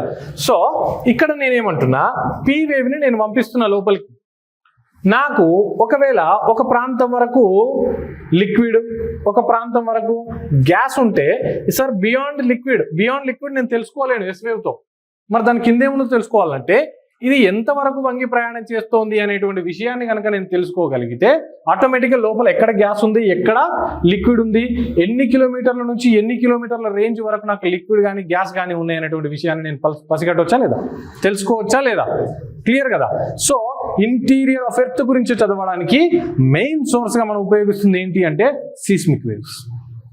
సీస్మిక్ వేవ్స్ని భూకంప తరంగాలని ఉపయోగించి మాత్రమే మనం దేని గురించి తెలుసుకుంటున్నాం. సార్ డైరెక్ట్ క్వశ్చన్ అడుగుతున్న ఎగ్జామ్లో, క్రింది వాటిలో దేని ద్వారా మనము భూమి యొక్క అంతర్భాగం గురించి అధ్యయనం చేయవచ్చు అంటాడు. అన్ని ఆన్సర్సే మీకు ఎక్కువగా మనకు ఉపయోగపడేటువంటి ఏంటి అంటే, వెరీ గుడ్, అర్థమైంది ఇంతవరకు. సో మీటిరాయిడ్స్ ఇవన్నీ సో డివైడ్ చేసినాం. ఎందుకు డివైడ్ చేసినాము అనేటువంటి విషయం అయితే అర్థమైంది ఇప్పుడు మీకు కదా. సో సార్ ఈ వేరియేషన్ ఎక్కడైతే చూపిస్తున్నాయో వాటిని మనం పిలిచేటువంటి పేరు డిస్కంటిన్యూటీ, అసంతత అనేటువంటి పేరుతో పిలుస్తాం. డిస్కంటిన్యూటీ అంటే, కంటిన్యూషన్ అంటే ఒకటే పని కంటిన్యూస్ గా కొనసాగించడం, అంతే కదా. సో ఇక్కడ ఒకే రకమైనటువంటి మెటీరియల్ కంటిన్యూస్ గా కనిపించట్లేదు మనకు. మీకు అర్థమవుతుందా? అంటే మార్పు వస్తుంది అని అర్థం. ఎట్లా మార్పు వస్తుంది? ఈ మార్పును ఎవరు గుర్తుపట్టినారు అని అంటే రకరకాల శాస్త్రవేత్తలు అనేటువంటి గుర్తుపట్టారు. సార్ చూద్దాం. ఇదిగో ఫస్ట్ ఇక్కడ ఏంటి అంటే మనకు పటలం అనేటువంటి తీసుకున్నాం కదా దీన్ని. ఇగో ఇక్కడ వరకు ఏంటిది? భూ పటలం. ఎక్కడ వరకు? 35 కిలోమీటర్ల వరకు. లాస్ట్ వన్కి విజిబుల్ అయితే కనిపిస్తుందా క్లియర్గా? రైట్. 35 కిలోమీటర్ల వరకు ఇది ఏంటండి? పటలమే కదా. ఇగో ఈ పటలంలో మార్పు రావడం మొదలైంది, అంటే డిస్కంటిన్యూటీ స్టార్ట్ అయింది. ఈ డిస్కంటిన్యూటీని మనం పిలిచే పేరు మొహరోసెవిక్ డిస్కంటిన్యూటీ అని పిలుస్తాం. అర్థమైందా? ఈ పేర్లన్నీ శాస్త్రవేత్తలే, నాయి కావు నీ కావు. అర్థమైందా? So Mohorovicic discontinuity. Sir then మనకి ఇక్కడ రావాలి కదా. నెక్స్ట్ థింగ్ ఏంటి? ఇక్కడే కదమ్మా, ఇక్కడ వరకు 2900 కిలోమీటర్స్ వరకు ఇదంతా ఏంటి? ప్రావారమే కదా, మ్యాంటిలే కదా. సో ఈ మ్యాంటిల్ దాటుతుంటే మనకు కనిపించినటువంటి డిస్కంటిన్యూటీ పేరేంటి? Vicar discontinuity. ఈ రెండు మెయిన్ డిస్కంటిన్యూటీస్ మనకి. ఓకే. దెన్ మళ్ళీ ఇందులో కూడా సబ్ డివిజన్స్, ఇందులో కూడా మూలకాల మధ్యలో తేడా ఉంటుందా ఉండదా? రైట్. సో ఇందులో ఉన్నటువంటి డిస్కంటిన్యూటీని మనం ఏమని పిలుస్తాం? క్రోనాడ్ డిస్కంటిన్యూటీ అనేటువంటి పేరుతో పిలుస్తాం. క్రోనాడ్ డిస్కంటిన్యూటీ అనేటువంటి పేరుతో పిలుస్తాం. దెన్ ఇదిగో మ్యాంటిల్ ఉంది కదా, మ్యాంటిల్. ఈ మ్యాంటిల్లో మళ్ళీ ఇదేంటి? రెవెట్టి డిస్కంటిన్యూటీ. అర్థమైందా? డిస్కంటిన్యూటీ అంటే అర్థమైంది కదా మీకు. రైట్. తర్వాత వచ్చేసి కేంద్రం లోపల కూడా ఏంటది? సంధి అసంతత. ఓకే. ఇక్కడ చూస్తే మొత్తము ఎన్ని డిస్కంటిన్యూటీస్ ఉన్నాయి మనకు? Very good. ఈ 5 డిస్కంటిన్యూటీస్ ని పైనుంచి కిందకి అమర్చుము అంటాడు ఎగ్జామ్లో. అర్థమైందా మీకు? పైనుంచి కిందకి అమర్చండి అనేటువంటి ప్రశ్న వస్తుంది ఇక్కడ నుంచి వస్తే. అర్థమైందా? దెన్ ఇక రాస్తాను నేను, మీరు రాసుకోవాల్సిన పని ఏం లేదు. నేను ఏదైతే రాసిందో యాజ్ ఇట్ ఈస్గా అదే ఇస్తాం, మీకు టెన్షన్ పడాల్సింది లేదు. సో మీరు రాయకండి. సార్ ఎక్కువగా చూస్తే ఈ crust part, mantle part, core part, వీటిల్లో ఎక్కువగా మనకి ఏ రకాల మూలకాలు కనిపిస్తాయి సార్ అని అంటే, భూమి లోపలికి వెళ్తుంటే రైట్ మనకు ఇగో ఇక్కడ క్రస్ట్ పార్ట్ వచ్చేసరికి మనకు సిలికా అండ్ అల్యూమినియం కనిపిస్తాయి. ఏం కనిపిస్తాయి? Silica, aluminium. దెన్ ఈ పటలం దాటగానే ప్రావారంలో మనకు ఎక్కువగా కనిపించేది ఏంటి అంటే సిలికా అండ్ మెగ్నీషియం. ఏంటది? Silica and magnesium. Then core దగ్గర మనకు కనిపించేటువంటిది nickel and ferrous. Nickel and ferrous. Sial, sima, nife. Sial, sima, nife, ఈ మూడు కూడా కంటిన్యూస్ గా కనిపిస్తాయి. సరే ఎందుకు ఇట్లా జరుగుతుంది అంటే సిలికా, అల్యూమినియం ఏవైతే ఉన్నాయో నికెల్, ఫెర్రస్ కంటే లైటర్ ఆబ్జెక్ట్స్. దీంట్లో హెవియర్ ఆబ్జెక్ట్స్ ఏంటి? Nickel and ferrous, iron weight ఉంటుంది కదండి. సో ఇది హెవియర్ ఆబ్జెక్ట్. ఇప్పుడు ఫర్ ఎగ్జాంపుల్ చూద్దాం. భూమి తన చుట్టూ తాను తిరుగుతుంది అని చెప్పినాం కదా. ఫర్ ఎగ్జాంపుల్ ఒక పని చేద్దాం. భూమి ఒక బకెట్ తీసుకొని బకెట్లో కొన్ని వాటర్ వేసి ఆ వాటర్లో 4 పేపర్ ముక్కలు చింపేద్దాం. ఒక 2 ఐరన్ బాల్స్ ఉంటాయి కదా, ఒక 2-3 ఐరన్ బాల్స్ వేద్దాం. ఇప్పుడు తిప్పుదాం. లోపల అడుక్కు ఏముంటుంది, పైన ఏముంటుంది? ఐరన్ బాల్స్ ఎక్కడ ఉంటాయి? కిందన పైన? పేపర్లు ఎక్కడ ఉంటాయి?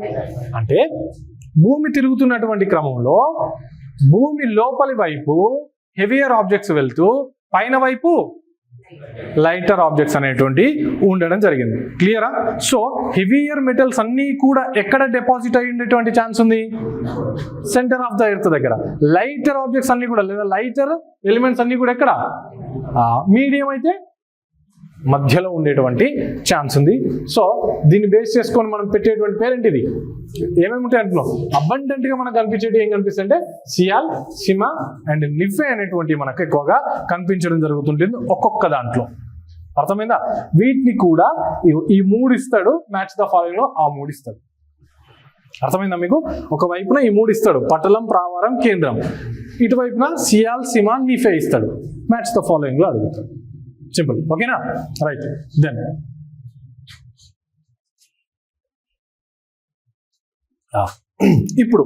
ఇప్పుడు భూమి యొక్క అంతర్భాగం గురించి అధ్యయనం చేస్తున్నప్పుడు ఇందాక చూసినాము. ఇదిగోండి ఇక్కడ చూడండి అమ్మాయి, ఇక్కడ చూడండి. 35 కిలోమీటర్ల వరకు మనకు కనిపించేది ఏంటి? పటలం అనేటువంటి పేరుతో పిలిచినాం. ఇక్కడ 35 కిలోమీటర్లు దాటిన తర్వాత ఎగ్జాక్ట్ గా 100 కిలోమీటర్లకు కాస్త అటు ఇటుగా 100 నుంచి 200 కూడా అనుకోవచ్చు.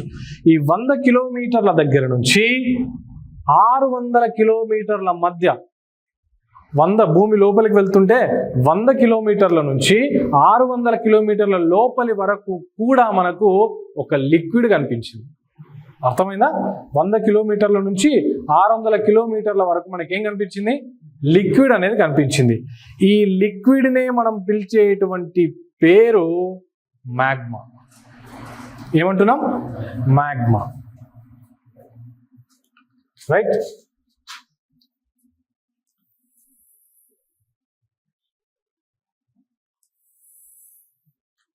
ఇది ఉపరితలం,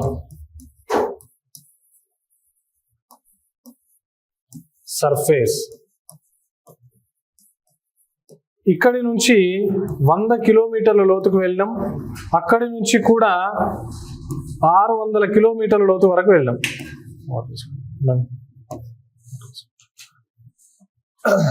ఎక్కడ వరకు వెళ్ళాం? 100 కిలోమీటర్ల నుంచి 600 కిలోమీటర్ల వరకు. మధ్యలో అంతా ఏం కనిపిస్తోంది మనకు? ఏం కనిపిస్తోంది? మ్యాగ్మా. Very good.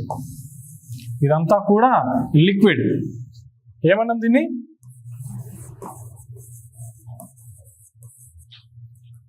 ఇదే వోల్కానిక్ ఎరప్షన్ కి, అగ్నిపర్వత ఉద్భేదనానికి కారణమైనటువంటి మ్యాగ్మా. మనం పైకి వచ్చిన తర్వాత లావాన్ని పిలుస్తున్నాం కదా, అదే ఇగో ఈ 100 నుంచి 600 కిలోమీటర్ల మధ్యలో ఉంటుంది. రైట్, ఇదంతా కూడా ఒక డక్టైల్ నేచర్ కలిగినటువంటి లేయర్. ఇదంతా కూడా డక్టైల్ నేచర్ అంటే ఎక్కువగా సాగే గుణం అంటాం చూడండి. ఫర్ ఎగ్జాంపుల్ తీసుకుంటే ఐరన్కి ఎక్కువ డక్టైల్ నేచర్ ఉంటుందా, గోల్డ్కి ఎక్కువ డక్టైల్ నేచర్ ఉంటుందా అంటే, డక్టైల్ నేచర్ అంటే తీగలుగా సాగేటువంటి గుణం అనుకోండి. ఎగ్జాంపుల్గా తీసుకుంటే దేనికి ఎక్కువ ఉంటుందంటే ఐరన్కా లేకపోతే గోల్డ్కే కదా. అర్థమైనా మీకు డక్టైల్ నేచర్ అంటే? సో ఈజీగా సాగేటువంటి గుణాన్ని మనం ఏమని పిలుస్తాం? Ductile nature. అట్లా డక్టైల్ నేచర్ కలిగి ఉన్నటువంటి ఒక విస్కస్ లేయర్ మనకి ఇక్కడ కనిపిస్తూ ఉంటుంది. ఇదంతా కూడా లిక్విడ్ అర్థమైందా? చిక్కగా ఉన్నటువంటి ఒక లిక్విడ్ లాగా కనిపిస్తుంటుంది. వీడికి రాగానే వేవ్స్ దిశను మార్చుకోవాలి. సో అట్లా తెలిసిపోయింది మనకి విషయం. 100 నుంచి 600 కిలోమీటర్ల మధ్యలో ఏముంది? మ్యాగ్మా ఉంది అనేటువంటి విషయం మనకి ఇక్కడ తెలిసిపోవడం జరిగింది. అర్థమైందా? ఇందులో ఈ మ్యాగ్మాలోనూ ఇప్పుడు మనం చూస్తున్నటువంటి గనులలో తవ్వి తీస్తాం కదా, బంగారం కానీ వెండి కానీ రకరకాల ఖనిజాలు తవ్వి తీస్తున్నాం కదా, ఈ ఖనిజాలన్నిటికీ మూలమైనటువంటి పదార్థం ఇవి మ్యాగ్మా. అన్నీ ఎందులో ఉంటాయి మ్యాగ్మా. ఇందులో అక్కడక్కడ రేడియో యాక్టివ్ మినరల్స్ ఉంటాయి. యాక్టివిటీ ఎక్కువగా ఉంటుందా తక్కువగా ఉంటుందా? రేడియో యాక్టివ్ మినరల్స్కి ఎక్కువ యాక్టివిటీ ఉంటుంది కదా. ఆ యాక్టివిటీ ఎక్కువగా ఉండడం వలన టెంపరేచర్ని పెంచడం జరుగుతుంటుంది. ఇగో ఇక్కడ రేడియో యాక్టివ్ మినరల్ ఉంటే ఈ మ్యాగ్మా ఆల్రెడీ వేడిగా ఉన్నటువంటి మరుగుతూ ఉన్నటువంటి ఈ మ్యాగ్మాకి టెంపరేచర్ని ఇంకా పెంచడానికి ప్రయత్నం చేస్తుంటుంది. ఏది? ఈ రేడియో యాక్టివ్. ఈ టెంపరేచర్ని ఇంకా పెంచితే ఇది పైన ఉన్నటువంటి ఈ లేయర్ 100 కిలోమీటర్ల వరకు లేయర్ ఉంది కదా మనకి, ఆ లేయర్ని ఏం చేస్తుంది? పైకి కొట్టడానికి ప్రయత్నం చేస్తుంటుందా లేదా? అర్థమైందా? ఫర్ ఎగ్జాంపుల్ ఇంట్లో అన్నం వండడం తెలుసు కదా అందరికీ, కిచెన్లో పోతే తెలుస్తుంది. రైట్, అన్నం వండేటప్పుడు అన్నం పైన మూత పెడితే లోపల స్టార్టింగ్ మనం మంట పెట్టగానే పెద్ద ఏం డిస్టర్బెన్స్ ఉండదు పైన ఉన్నటువంటి క్యాప్కి. అది ఎప్పుడైతే ఉడకడం తుక్క అంటుంటుంది కదా, ఎప్పుడైతే ఉడకడం ప్రారంభమవుతుందో అప్పుడు పైన ఉన్నటువంటి క్యాప్ ఏం జరుగుతుంటుందండి? కొట్టుకోవడానికి ప్రయత్నం చేస్తుంటుందా లేదా? సో అఫ్ కోర్స్ అదే ప్రాసెస్ ఇక్కడ జరిగే అవకాశం ఉందా లేదా? అంతే కదమ్మా. సో ఇప్పుడు ఆ మూత ఏం జరుగుతుంటుంది? క్యాప్ అనేటువంటిది తాకుతూ సైడ్కి వెళ్ళిపోవడానికి ప్రయత్నం చేస్తుంటుందా లేదా? మరి ఇది కూడా అట్లనే చేస్తుందా లేదా? అట్లనే. అంటే భూమి యొక్క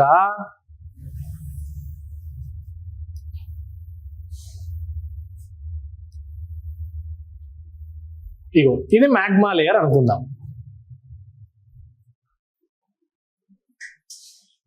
అర్థమైందా? ఇది మ్యాగ్మా లేయర్ అనేటువంటి విషయం అర్థమైంది కదా.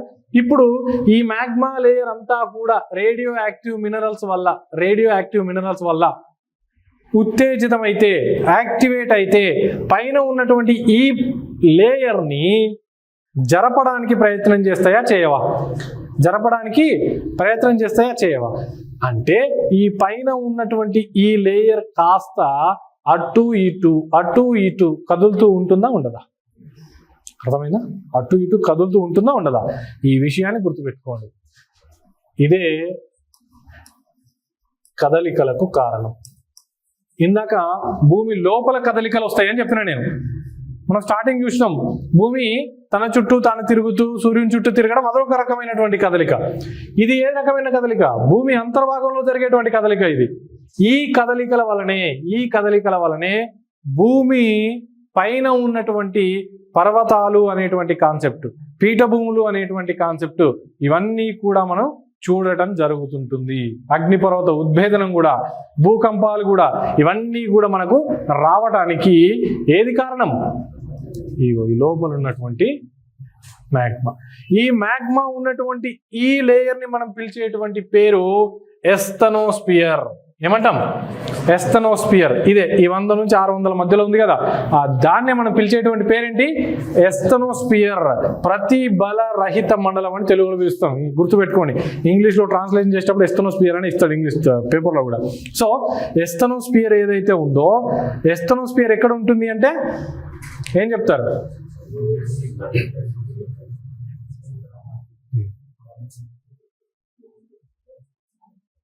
చెప్పగలుగుతున్నారు కదా, భూమి లోపల ఉంటుంది అనేటువంటి విషయం.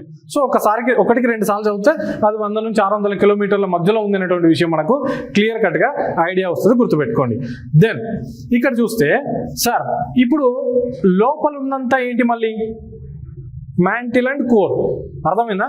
ఇక్కడ జాగ్రత్తగా గమనిస్తే ఇక్కడ 35 కిలోమీటర్ల వరకే, ఇక్కడ 35 కిలోమీటర్ల వరకే మనకేంటి, 35 కిలోమీటర్ల వరకే ఉన్నటువంటిది మొత్తం కూడా క్రస్ట్, పటలం. తర్వాత ఉన్నదంతా ఏంటి, ప్రావారం. ఎక్కడ వరకు ఉంటుంది ప్రావారం? 2900 కిలోమీటర్ల వరకు ఉంటుంది కదా. అంటే జాగ్రత్తగా గమనిస్తే ఇప్పుడు ఈ ఎస్తనోస్పియర్ అనేటువంటిది పటలంలో కనిపిస్తుందా, ప్రావారంలో కనిపిస్తుందా, కేంద్రంలో కనిపిస్తుందా? ఎందులో కనిపిస్తుంటుంది? ప్రావారం మధ్యలో మనకు కనిపించడం జరుగుతుంటుంది. అర్థమైందా? ప్రావారం మధ్యలో మనకు కనిపించడం జరుగుతుంటుంది. సో దట్టు ఎగువ ప్రావారంలో ఎక్కువగా కనిపించడం జరుగుతుంటుంది, ఎగువ ప్రావారంలో ఎక్కువగా కనిపించడం జరుగుతుంటుంది. చూడండి, అర్థమైందా? సో ఇక్కడ తీసుకుందాం, ఇది 35 కిలోమీటర్ల లేయర్ అనుకుంటున్నా. ఇక్కడ వరకు, ఇక్కడి నుంచి ఇదిగో ఇది వచ్చేసి 100 కిలోమీటర్ల లేయర్, ఇది వచ్చేసి 600 కిలోమీటర్లు. అర్థమైంది కదా? ఇప్పుడు ఇందులో భాగాలు చేస్తే ఇది మొత్తం పటలం, అవునా? 35 కిలోమీటర్ల వరకు ఉందంత ఏంటి. ఇప్పుడు ఇది చూడండి, ఇక్కడి నుంచి ఇక్కడి వరకు, ఇక్కడి నుంచి ఇక్కడి వరకు 35 కిలోమీటర్ల నుంచి 600 కిలోమీటర్ల వరకు ఉందంత ఏంటి మనకు. Very good. ఏంటది? ఎగువ ప్రావారం.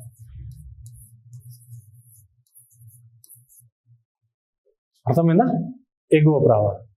జాగ్రత్తగా గమనిస్తే మనము ఎస్తనోస్పియర్ అని దీన్ని పిలుస్తున్నాం కదా, దీనిపైన ఉన్నటువంటి మొత్తాన్ని, దీనిపైన ఉన్నటువంటి మొత్తాన్ని, అంటే దీనిపైన ఏముంటుంది, మనకి ఏం కనిపిస్తుంది?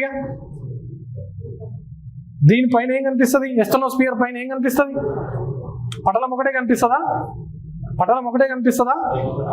ప్రావారంలో ఏ భాగం కనిపిస్తుంది? ఎగువ. Very good.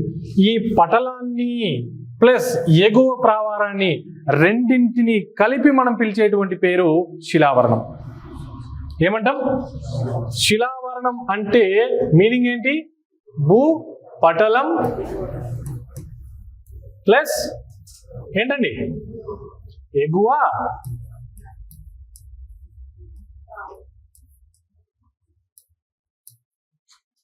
Number of times exams లో అడిగిన క్వశ్చన్ అది.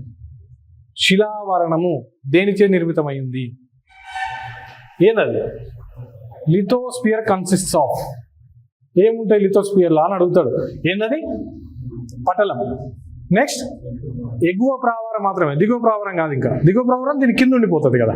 ఓకే, ఎగువ ప్రావారం ప్లస్ పటలాన్ని రెండింటిని కలిపి మనం పిలిచేటువంటి పేరేంటండి? శిలావరణం. శిలావరణం అంటే ఏంటి అనేటువంటి ప్రశ్నకు అదే సమాధానం. సో శిలావరణం అంటే ఇక్కడ ఉండేటువంటి ఎలిమెంట్స్ ని మనం పిలిచేటువంటి పేరు. లిథోస్పియర్ లో ఉండేటువంటి లేయర్ లో మనం ఉన్నటువంటి ఎలిమెంట్స్ ని పిలిచే పేరు లిథోఫైల్స్. లాఘత మూలకాలు అంటారు. లిథోఫైల్ ఎలిమెంట్స్ అనేటువంటి పేరుతో పిలుస్తాం ఇక్కడ ఉన్నటువంటి. ఇప్పుడు చెప్పండి నాకు, శిలావరణం పేరులోనే ఉంది, ఏముంటాయి దాంట్లో? మొత్తం శిలలే. అర్థమైందా? మొత్తం శిలలే ఉండడం జరుగుతుంటుంది ఈ పైన అంతా కూడా. ఎక్కడి నుంచి ఎక్కడి వరకు అంటే భూమి ఉపరితలం నుంచి దాదాపుగా 100 కిలోమీటర్ల లోపల మనకు కనిపించేదంతా ఏంటి? శిలావరణమే కనిపిస్తుంటుంది. ఇప్పుడు చెప్పండి, ఇక్కడ మ్యాగ్మా పైన ఉన్నటువంటి లేయర్ ఒకటి ఇట్లా తిరుగుతుంటుంది, కదులుతుంటుంది అని చెప్పినాం కదా. ఇప్పుడు అది ఏ లేయర్ చెప్పండి? ఏ లేయర్ అది? వెరీ గుడ్, చెప్పండి. శిలావరణమే కదా. సో ఈ పైన ఉన్నటువంటి శిలావరణం మొత్తం కూడా దేనిపైన కదులుతుంటుంది? మ్యాగ్మా పైన. మనం ఇప్పుడు ఉన్నటువంటిది ఏ భాగం పైన? శిలావరణం పైన ఉన్నామా? అంటే ఈ మ్యాగ్మా మనల్ని అటు ఇటు కదుపుతోందా లేదా? కదుపుతోందా లేదా? ఎట్లా కదుపుతుంది, ఆ కదలికల వలన ఏం జరుగుతాయి అనేటువంటి విషయం నెక్స్ట్ చూద్దాం. అర్థమైందా? శిలావరణం అంటే అర్థమైంది కదా. ఇప్పటి వరకు మనం చూసినటువంటి అంశాలు ఒకసారి మళ్ళొకసారి చూద్దాం.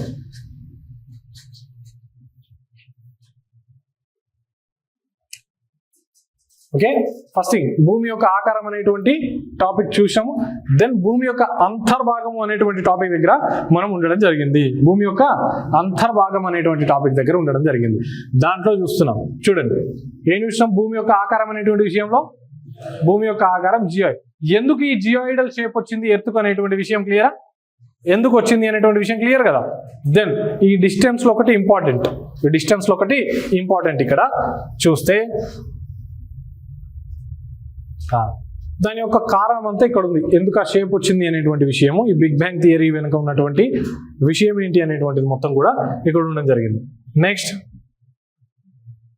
Properties, revolution and rotation of earth. దీని వల్లనే జియోయిడల్ షేప్ అనేటువంటిది మనకు రావడం జరిగింది. దెన్ భూమి యొక్క అంతర్భాగం గురించి తెలుసుకోవడానికి మనకి ఏ రకమైనటువంటి సోర్సెస్ ఉన్నాయని చూస్తున్నాం. ఒక డైరెక్ట్ సోర్సెస్, ఇప్పుడు ఇండైరెక్ట్ సోర్సెస్. ఎక్కువగా మనం డిపెండ్ అవ్వాల్సింది ఇప్పుడు దేనిపైన? ఇండైరెక్ట్ సోర్సెస్ పైన డిపెండ్ అవ్వడం జరుగుతుంటుంది. అందులో మెయిన్ గా మనకు సీస్మిక్ వేవ్స్ అనేటువంటి మనకు హెల్ప్ చేయడం జరుగుతూ ఉంటుంది, గుర్తుపెట్టుకోవాలా. దెన్ భూమి లోపలికి వెళ్తుంటే మనకి ఏం కనిపిస్తుంది అనేటువంటి విషయం చూస్తున్నాం ఇప్పుడు, అంతేనా? శిలావరణం అంటే ఏంటి అనేటువంటి విషయం చూసినాం. ఇదిగో ఇదే అక్కడ నేను చూపించింది. ఎక్కడి వరకు? మనకెప్పుడైతే మ్యాగ్మా ప్రారంభమయ్యేంత వరకు మనకు కనిపించేది ఏంటని అప్పుడే చెప్తే అర్థం కాదు ఇక్కడ, అందుకే అది చెప్పి ఇక్కడికి వచ్చింది. అర్థమైంది కదా? మొత్తం ఏముంటాయి దీంట్లో? శిలలేగా. ఇగో ఒక పెద్ద రాక్స్, ఇక్కడ పెద్ద పెద్ద శిలలు. ఈ పెద్ద శిలలో చూడండి, ఏదైనా ఒక రాయి తీసుకుందాం, లేదంటే ఒక మెటీరియల్ తీసుకుందాం, దాన్ని కంటిన్యూస్గా వేడి చేద్దాం, కంటిన్యూస్గా వేడి చేద్దాం. ఫర్ ఎగ్జాంపుల్ మనకు ఈ బల్బ్స్ ఉంటాయి చూసిరా, లైట్ కోసం పెట్టుకునేటువంటి బల్బ్స్. దాన్ని కంటిన్యూస్గా ఒక 7-8 గంటలు వేసి పెడదాం, ఏమవుతుంది? కంటిన్యూస్గా వేడవుతుందా లేదా? వేడవుతుంది అనుకుందాం. అట్లనే భూమి పైన ఉన్నటువంటి శిలలు పైనుంచి వచ్చేటువంటి సూర్యరశ్మి వలన కంటిన్యూస్గా వేడెక్కుతాయి కదా. ఈ వేడెక్కినటువంటి వాటి మీద ఇదే బల్బు కూడా వేడెక్కినట్టుగానే, ఈ వేడెక్కినటువంటి బల్బు మీద సడన్ గా కొన్ని నీళ్లు తీసుకొని ఇట్లా కొడదాం, ఏమవుతుంది? బల్బు ఏమవుతుంది? బ్లాస్ట్. అంతేనా? సో ఇట్లా కంటిన్యూస్ గా వేడైనటువంటి శిల ఏదైతే ఉంటుందో, కంటిన్యూస్ గా వేడెక్కినటువంటి శిలలు పైనుంచి వచ్చేటువంటి వర్షపాతం వలన బ్రేక్ అవ్వడానికి ఛాన్స్ ఉందా లేదా? ఒకేసారి కాకపోయినా కంటిన్యూస్గా ఈ ప్రాసెస్ రిపీట్ అవుతూ ఉంటే ఒక శిల అనేటువంటిది ముక్కలుగా విడిపోదా? అంటే ఈ పెద్ద పెద్ద శిలలు కాస్త చిన్న చిన్న శిలలుగా విడిపోవా? అమ్మ చెప్పాలి. ఇవి కూడా ఇంకా కంటిన్యూస్గా అదే ప్రాసెస్ కు గురి అవుతుంటే ఇవి కూడా విడిపోవా? దాన్ని ఇంకా చిన్నగా, ఇంకా పైకి వస్తుంటే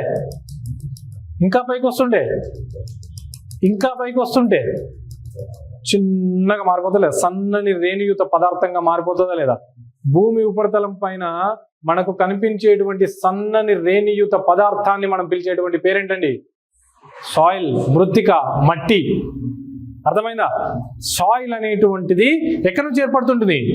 ఇగో ఈ రాక్స్ నుంచి ఏర్పడుతుంటుంది. టెంపరేచర్, ప్రెషర్, రెయిన్ఫాల్ అనేటువంటివి మెయిన్ రీజన్ ఈ సాయిల్స్ ఏర్పడటానికి. అర్థమైందా? సో ఒక్కొక్క అంశం చూడండి ఎట్లా రివీల్ అవుతున్నాయి, ఏదో సస్పెన్స్ థ్రిల్లర్ లాగా. భూమి లోపల గురించి అధ్యయనం తెలుసుకుంటుంటే ఒక్కొక్క అంశము అంటే సాయిల్ ఏర్పాటు ఎట్లా జరుగుతుంది, భూమి పైన ఏముంది, లోపల ఏముంది అనేటువంటి విషయాలు మనకు తెలుస్తున్నాయా లేదా? నేను ముందే చెప్పిన, భూమి లోపల ఏముందో తెలుసుకుంటే ఆటోమేటిక్గా పైన ఏముందో తెలిసిపోతుంది. అర్థమైందా? సో సాయిల్ అనేటువంటిది ఇక్కడ ఏర్పడటం జరిగింది, మృత్తిక అనేటువంటిది ఏర్పడటం జరిగింది. క్లియర్ అయినంత వరకు అర్థమైంది కాదు? ఈ మృత్తిక మళ్ళీ ఇందులో రకరకాల మృత్తికలు ఉంటాయి. సార్ మరి ఈ శిలలు ఏ నుంచి ఏర్పడ్డాయి సార్? అదో క్వశ్చన్. ఎక్కడి నుంచి ఏర్పడ్డాయి సార్ శిలలు? ఎక్కడి నుంచి ఏర్పడ్డాయి అంటే భూమి అంతర్భాగంలో ఉన్నటువంటి మ్యాగ్మా పైకి రావడానికి ప్రయత్నం చేసింది కదా, పైకి వచ్చింది అనుకుందాం. వచ్చినటువంటి ఈ మ్యాగ్మా లావాగా మారి చల్లబడదా? ఎందుకు చల్లబడుతుంది సార్? వాతావరణంకి రంగనే మనకు రెయిన్ఫాల్ ఉంటుందా ఉండదా? చల్లబడేటువంటి ఆస్కారం ఉంటుందా ఉండదా? ఎగ్జాంపుల్, అదొక చిన్న ఎగ్జాంపుల్ మాత్రం రెయిన్ఫాల్ అనేటువంటిది. ఇంకా రీజన్స్ ఉంటే చూద్దాం. సో చల్లబడడానికి చాలా స్కోప్ ఉంటుంది. అర్థమైందా? చల్లబడి గట్టిగా ఘనీభవించడం అంటే సాలిడిఫై అవుతుందా అవదా? ఈ సాలిడిఫై అయి ఏర్పడినటువంటి పదార్థాలే ఈ శిలలు. ఈ శిలలు ఇంకా వెదరింగ్ అనేటువంటి ప్రక్రియకు గురై, దేనికి? ఈ శిలలు గురయ్యేటువంటి ప్రక్రియ పేరేంటి? వెదరింగ్.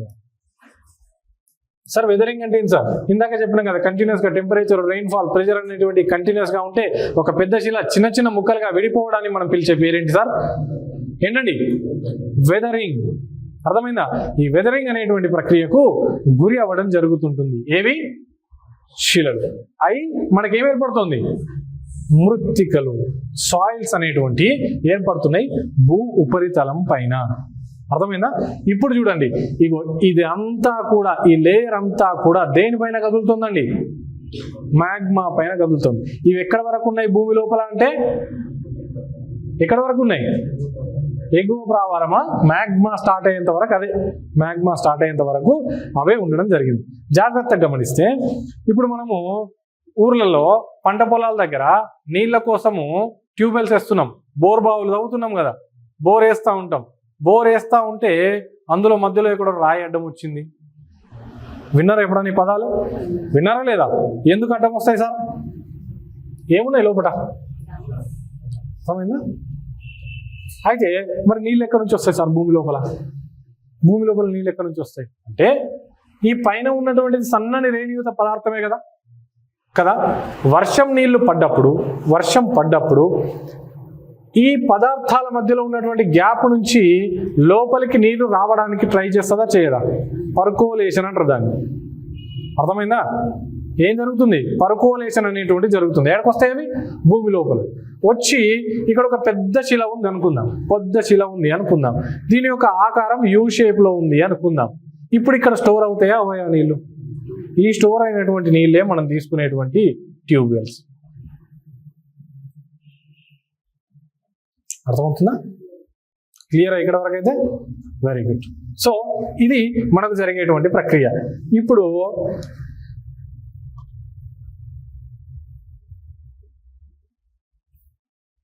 ఇంతవరకు కదులుతోంది అనేటువంటి విషయం తెలుసు. 3 రకాల భాగాల గురించి అయితే తెలుసు. ఏ భాగం ఎట్లా ఉంటుంది, దాని యొక్క ప్రాపర్టీస్ ఏమున్నాయి అనేటువంటి విషయం చూద్దాం. ఇది కొంచెం ప్యూర్గా చదవాల్సినటువంటిది, గుర్తుపెట్టుకోవాల్సినటువంటి పాయింట్స్ ఇవి.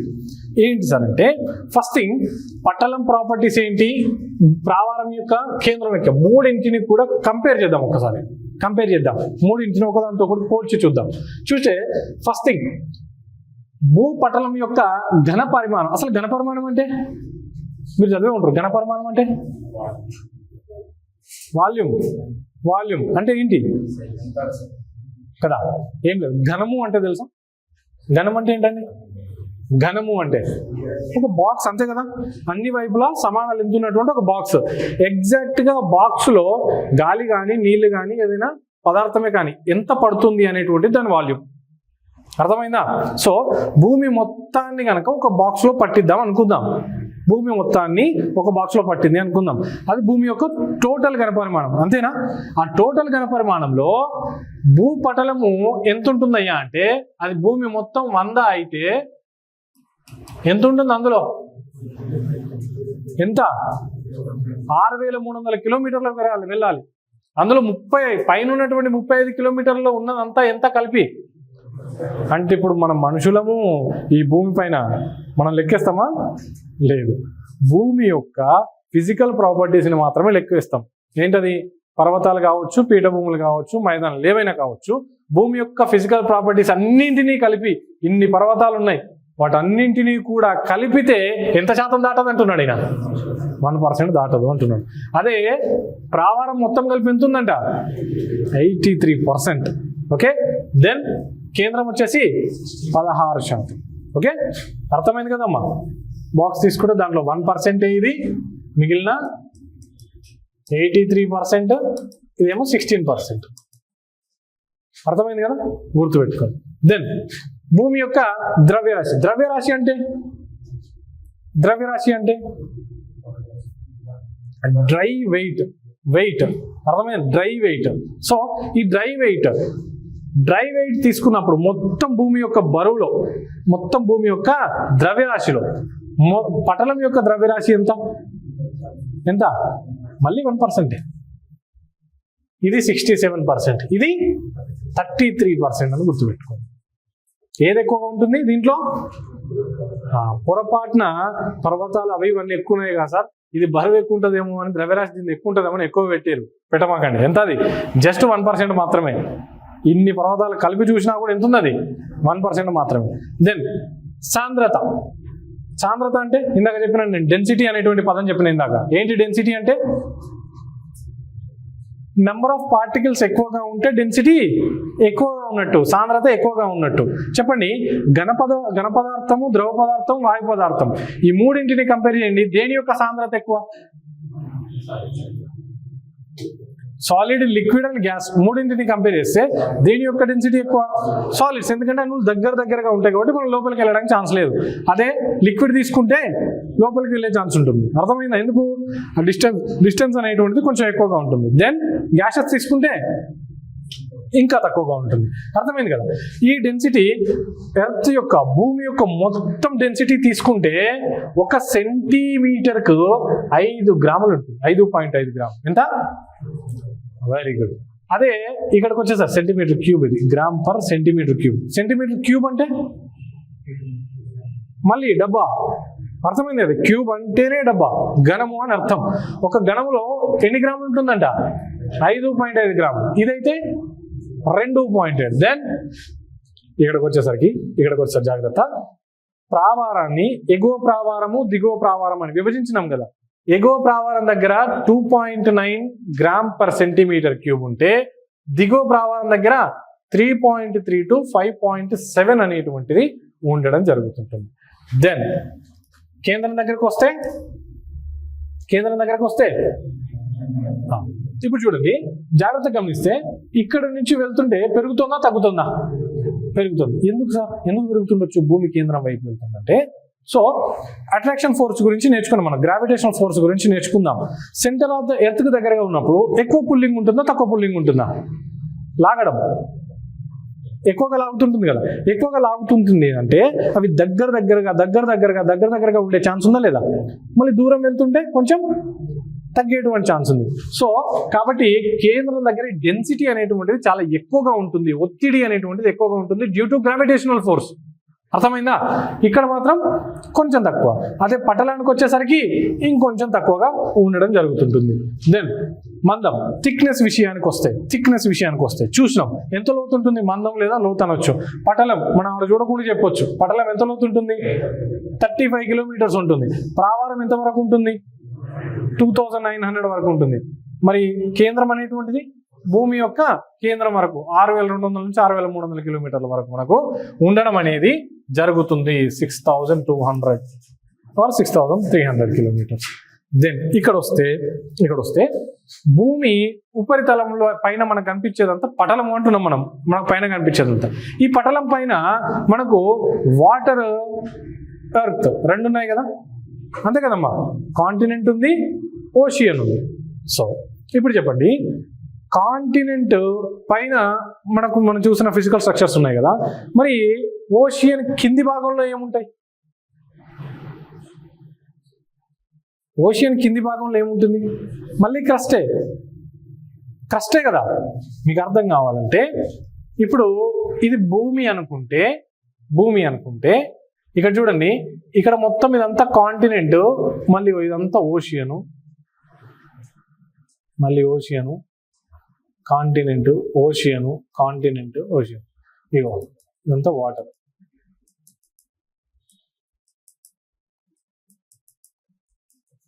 ఇట్లా ఉంటుంది. ఇదంతా కూడా కాంటినెంట్. ఏంటిది? ఇదంతా కూడా ఓషియన్. అర్థమైందా? మళ్ళీ ఓషియన్ కింద కూడా ఏముందండి? ఇగో ఈ కాంటినెంట్ ఉందా లేదా కదా? అర్థమైందా? సో దీన్ని మనం క్రస్ట్ అనేటువంటి పేరుతో పిలిస్తే, సముద్రం కింద ఉన్నది, ఓషియన్ కింద ఉన్నదాన్ని ఓషియానిక్ క్రస్ట్ అంటాం. ఓషియానిక్ క్రస్ట్ అనేటువంటి పేరుతో పిలుస్తాం. సముద్ర భూభాగము లేదా సముద్ర అడుగు భాగము అనేటువంటి పేరుతో పిలుస్తాం. ఇక్కడ చూస్తే ఇప్పుడు క్రస్ట్ మొత్తం ఎన్ని కిలోమీటర్లు యావరేజ్గా? Crust 35 kilometres. మరి సముద్రం దగ్గరికి వెళ్ళేసరికి లెంత్ తక్కువ ఉంటుందా ఎక్కువ ఉంటుందా? క్రస్ట్ మందం ఇదిగో గీస్తాను చూడండి ఇక్కడ. ఇది మ్యాగ్మా స్టార్ట్ అయ్యేటువంటి లేయర్. ఇది కాంటినెంట్. ఇక్కడ నుంచి మనకు అదంతా ఇగో ఓషియన్.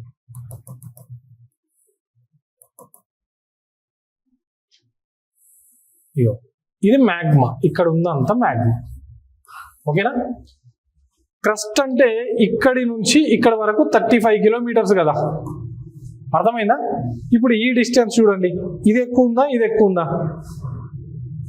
ఇదేమో ఓషియానిక్ క్రస్ట్, ఇదేమో కాంటినెంటల్ క్రస్ట్.